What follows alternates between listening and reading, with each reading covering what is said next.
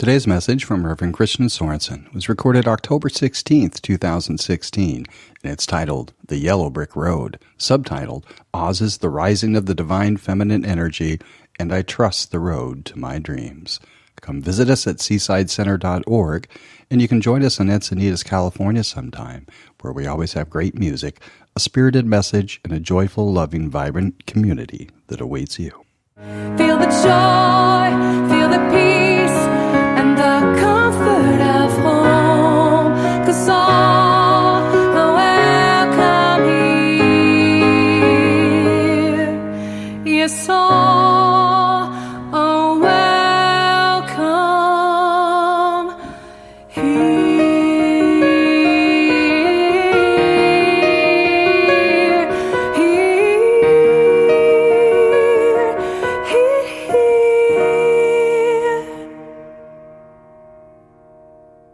So here we are. I'm on this stage. I got a big shout out to Ginny and her sister Val, I saw them here at 6 o'clock this morning setting this stuff up. So they're not here now. They were here earlier, and it's just a lot of fun to have the props to help prompt our mind and to think and to feel and to open our hearts, because, it's God's good pleasure to give you the kingdom, but you have to be willing to accept it. Hey, I see Lori taking a picture. Everybody, take out cell phones, take a picture, check in, let Facebook world know where you are today. This is a place that invites you to do that anytime. Feel good. But anyway, so hey, it's the props and the ideas and the message in this series is to assist us to step into that place of experience God's pleasure to give us the kingdom.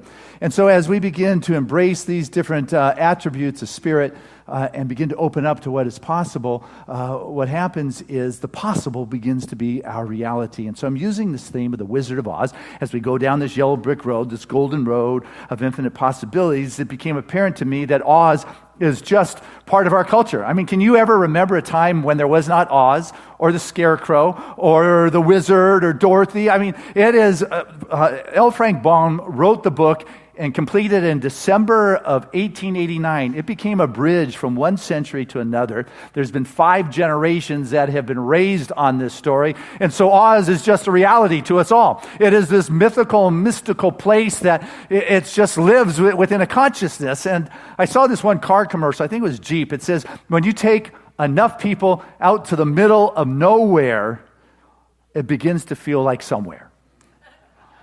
What Oz has done is it has taken us somewhere in consciousness, and we begin to believe that there's this Emerald City. There's this place where dreams really do come true, and I can begin to open up to the possibilities. And Jean Houston, who wrote the book, The Wizard of Us, which we'll be using, which the Sacred Circles are based on, she believes in myths. She believes that a myth is just not an old story or an old tale, but rather it's a code. It's a map to the possible. And where you end up is really based upon the map that you're looking at, and we are encouraged to look at a map that will bring your dreams into reality, to be able to look over the rainbow and see what is possible, because what is happening is we're being told what is possible. All of a sudden, what we're being fed is that, science is the new religion, and that fact is so much greater than one's intuition, and that all of a sudden the objective is squirmish around the subjective, and we begin to give away the power of that inner kingdom and realize that, not what's inside is where the power lies, but it's on the outside. And all of a sudden there is this controversy and this stirring that is going on. And what we come to in this time that we're living is a big, it's almost like a challenging time where it says, we need something more than the physical reality that is saying that we're not heading in the right direction. And so this story is a powerful metaphor for the time that we're living in. It is a time that is saying, there is more here. Even though it didn't come out, the movie, until 1939, there was a Great Depression going on, and it took that gray drab experience and brought the Technicolor to the greater possibilities. Can you listen? Oz, where Oz came from. I mean, it's a well-told tale, but the story goes that Frank Baum was sitting in his study, checking out his stories with the kids, seeing how they would fly, and the kid said, hey, where do all those animals live? And it says that he looked at his filing cabinet that said A to N and O to Z, and it said, Oz!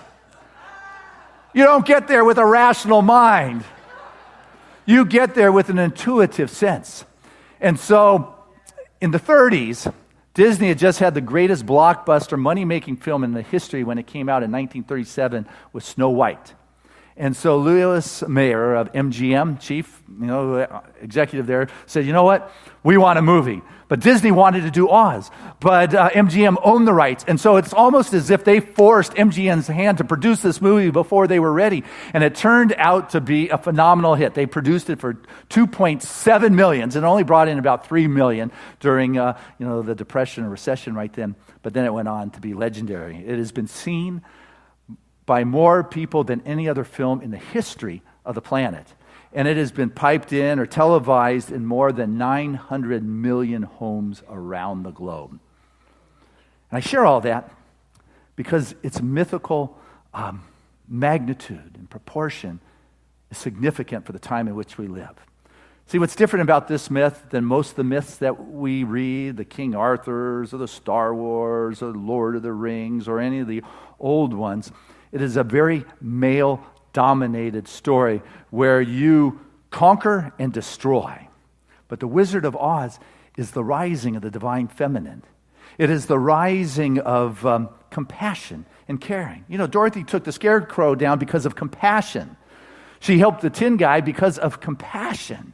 It was kindness that she was trying to put the fire out on the scarecrow. She wasn't trying to kill a witch, but rather it is the blending of her male companions, of the male energy and the feminine energy, that is what's going to help our planet at this time. And it is a myth that has come from the heart and soul of America that is as relevant today. It has taken a radical interspecies reality and made it prevalent in our belief system. That, you know what? Yeah, you can deal with a horse of another color. That's not a strange thing. Yes, monkeys can fly, and scarecrows can talk, and lions can cry and sing, and tin guys can be moving around, and Oz and energy heads can be speaking. And it's like, of course, this is what we grew up with. Like I said, radical interspecies reality seems okay. And it just points out for us that, you know what? Differences aren't meant to divide. Differences are meant to enrich. Differences are meant to make things more colorful. It is the diversity that needs to be embraced for a world to work for everyone. And as we begin,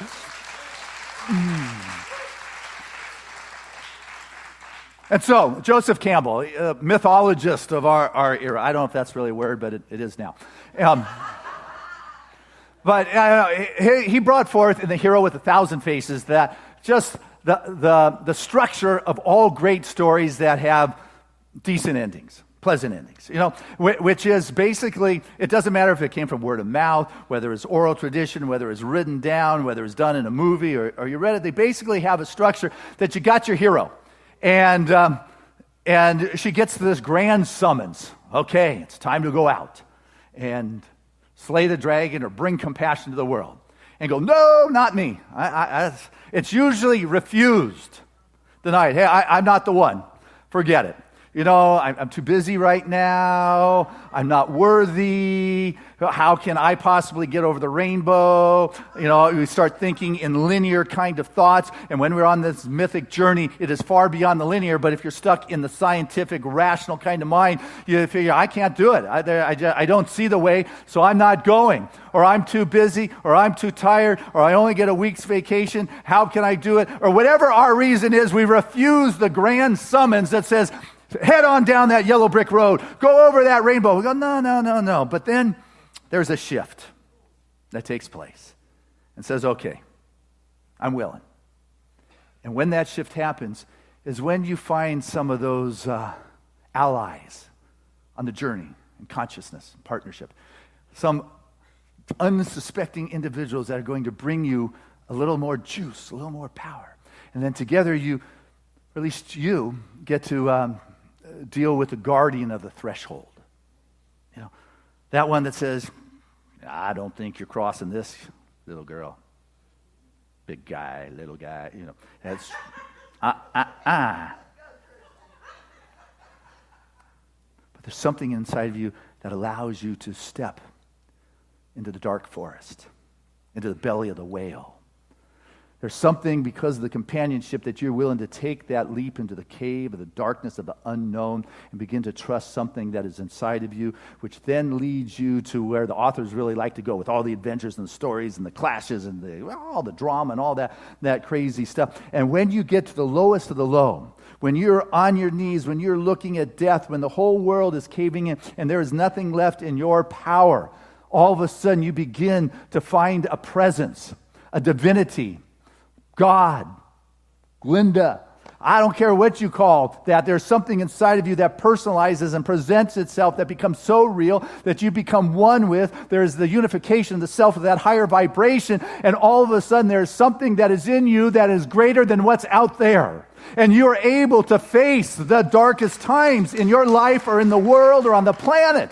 You've got what it takes, and when it begins integrated into you is when you get to go home. And when you get to go home, you now become the master of two worlds, your feet in both. You now have a power and control and a divine realization. There is something that is there that is within you. You begin to understand in a new way that you've got what it takes, that you are capable. You know, you got Kansas, where the story starts. You talk about bleak, it's gray. 30s, we're in the middle of a depression. You've got the Kansas Dust Bowl going on. Crops were not working. There was no money. And it is gray. And Dorothy comes running home because Miss Gulch wants to take her little dog. Took her dog. And she comes running home. And she says, Annie M., Henry, you know. And she's going a mile a minute.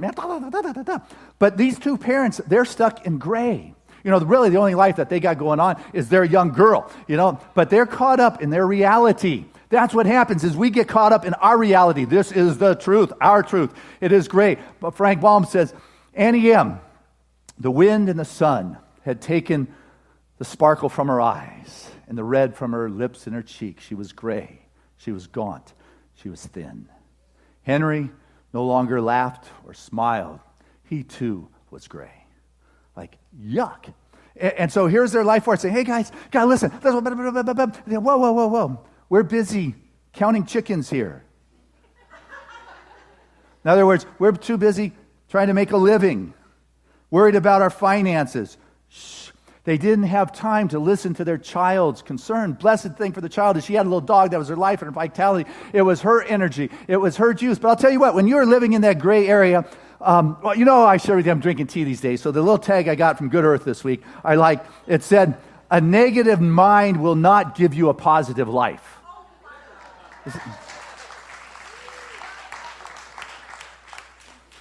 And so, here's another good thought. You know, Bob Dylan, man, he won the Nobel Prize this week.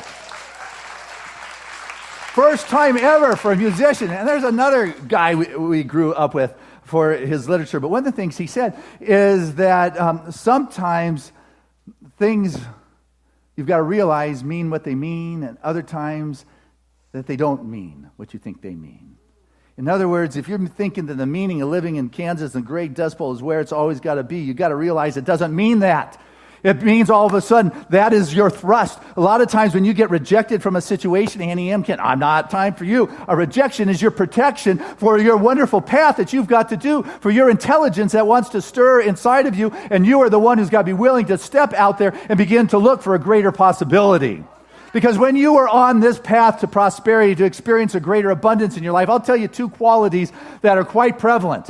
One is a sense of expectancy, which we began to see happen in Dorothy as she got into that higher consciousness, that I'm going to this Emerald City where the answers reside. The answers may not be where you expect them, but the answers already reside. I'm giving you a hint that they're inside and you had them all along. But that's 6 weeks from now. But, there is that's something that's inside of you that knows. And when you have a mission, all of a sudden, it creates a demand for an enthusiasm. You know, there's something that comes alive. Today at 1 o'clock, we're getting together. Hey, what's the vision for Seaside? How do we see it in 2027? You want to see a new juice and electricity move through this congregation and success begin to pop? It starts today at 1 o'clock because when there is a mission, when there is an idea, there's a way that says, you know what, I'm going for it. There's an expectancy that is there, and the other one is expectancy and sharing. Dorothy did nothing but share along the path. Yeah, come with me, Scarecrow. Yeah, come with me, Tin Man. Lion, yeah, we're going, and I'm going to bring it back. I want to get home because, there's problems there. And so all of a sudden, the challenges becomes your activation into the greater reality. And so we've got the tornado. Twister. That's what it was. If it wasn't gray enough, Dorothy went off because she had this calling, right? This calling, and sometimes when you first follow it, it doesn't like pan out. She went to Professor Marvel. Remember that guy? Crazy guy out in the wagon, kind of a charlatan, but not really. I mean, he did sell snake oil. He did say he was blessed by Isis and Osiris, and did steal the picture of Annie M. and Dorothy. Never did give it back, if you notice in the movie. But I think he'd been around the block enough times that he was following not only the country roads, but his heart. And that he was actually a real healer by being present and listening, and knew that what he saw, this excitement in that kid, probably activated in him a remembrance of the excitement and the passion when he was a young man, who going out with these dreams and these possibilities. But you need to get home. There's problem brewing. And so she ran home. And, it got the twister, this like the snake coming down the plain, sucking up all the cornfields. I mean, it's amazing. Twisters, they can take a little piece of straw and like a knife, boom, put it right into a tree. And yet it can move a whole house. How'd the song go? The wind began to switch, the house began to pitch.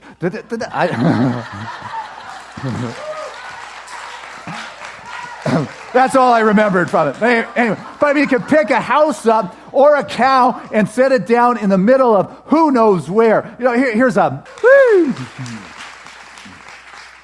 So I want you to know we're in a twister time within our country, upon this planet. And what about your life? You got any twisters going on in there?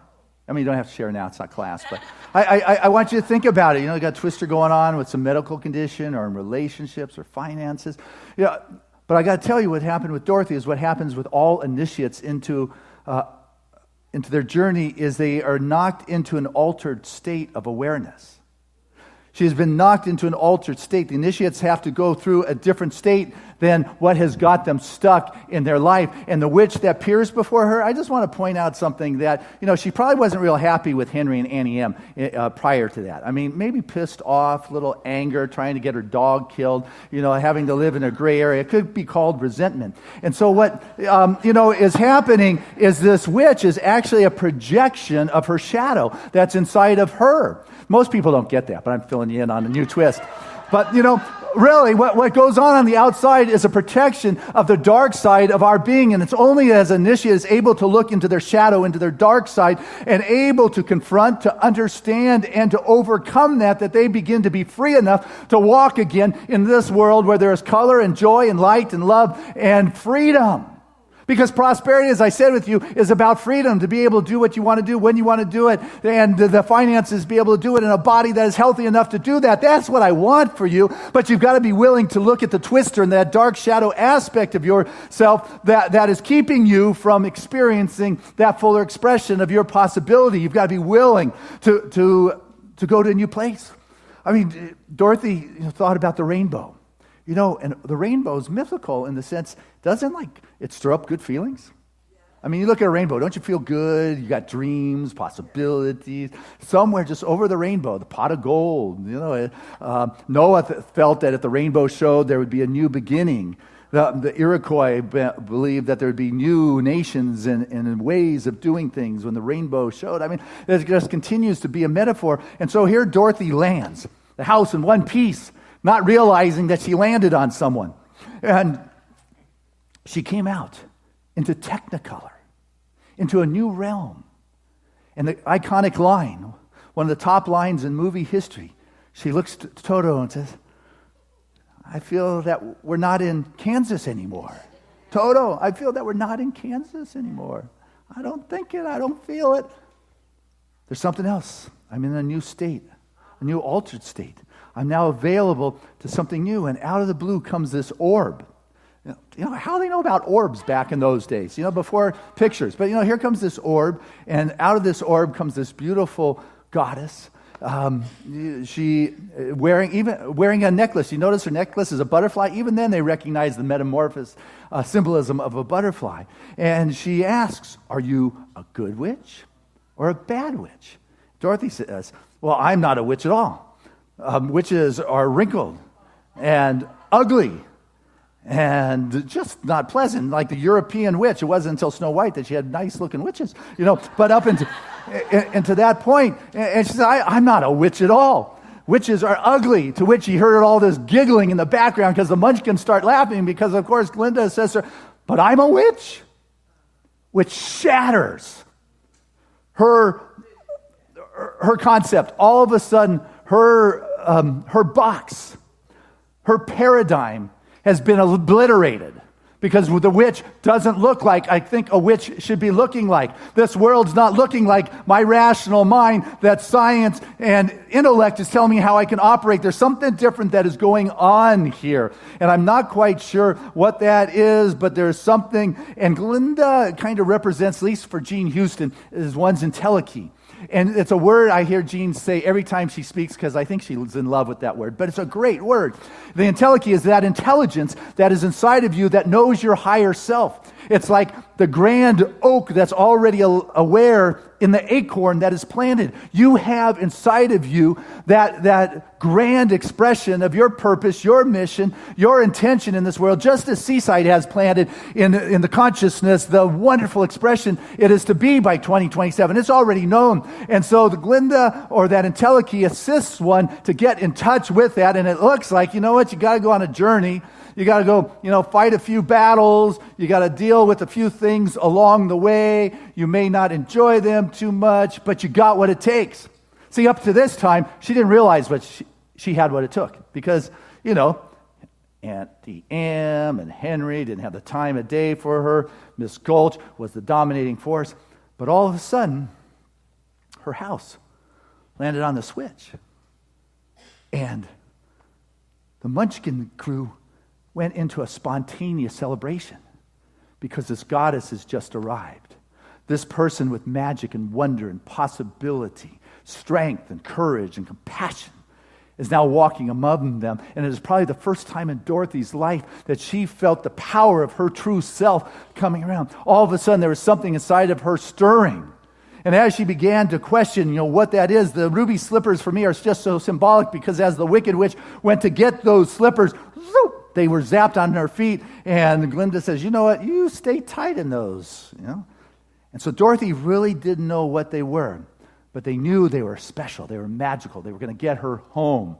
We know we've got a power. We've got our own ruby slippers. Not quite sure where it is, maybe on our hands, our feet, our heart. It's in there. So we've got something. We know we got a power. We may not be exercising that power yet, but isn't there something that knows that grand expression of who you are? It wants to be activated. There's something inside of you that knows that you have so much more that you got to bring. And you're maybe not quite sure what these ruby slippers can do. You're maybe not quite sure what this divine power that Ernest Holmes talks about can do, but there's something more in me. So how do I find it? Well, you got to go on a journey. You got to go on a long journey. You follow the golden road, the road of spiritual pollen that is going to take you to that place that you're going to find it. You may think it's in the Emerald City. You think that's where it is. It is what prompts you to go. Though a challenge is usually what prompts you into this grand adventure, but there's something. And so I love what she says. So how do I get there? To which the Good Witch says, it's always good to start at the beginning. And where is she standing? But at the very beginning of the spiral. And Munchkin starts singing. Get there by, you follow the yellow brick road. You follow the yellow brick road. Marv, you follow the yellow brick road. Follow the yellow brick road. Follow the yellow brick road. Follow the yellow brick road. Follow the yellow brick road. Follow the yellow brick road. Follow the yellow brick road. Follow the yellow brick road. Follow the yellow brick road.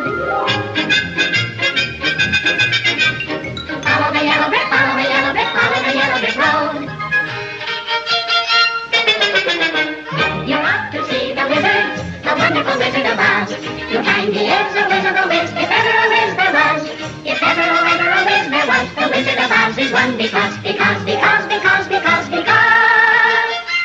the wonderful things he does.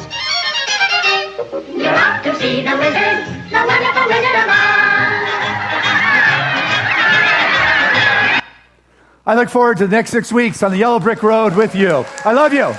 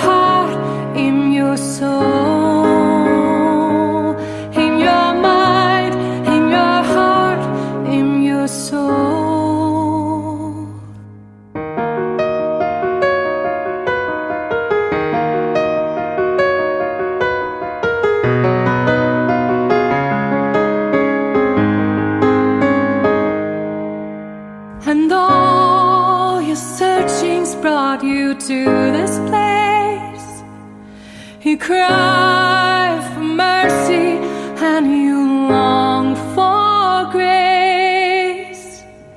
Feel the love, feel the light. Won't you come in from the cold? 'Cause all are welcome here. Feel the joy, feel the peace, and the comfort of home. 'Cause all are welcome